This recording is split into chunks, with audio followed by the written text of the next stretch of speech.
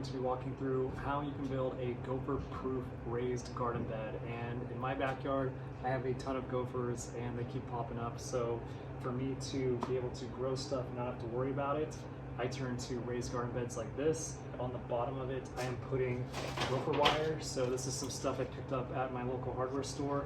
It's 1/2 inch and it is galvanized steel, so this thing should last quite a long time. The gophers, in theory, will not be able to eat through this stuff. So I'm going to show you guys how I built this raised garden bed, as well as how I attached the gopher wire to the bottom of it. We'll jump into it and stay tuned. If you are interested in learning more about the raised garden bed that I am building in this video, check out the description and I'll provide a link.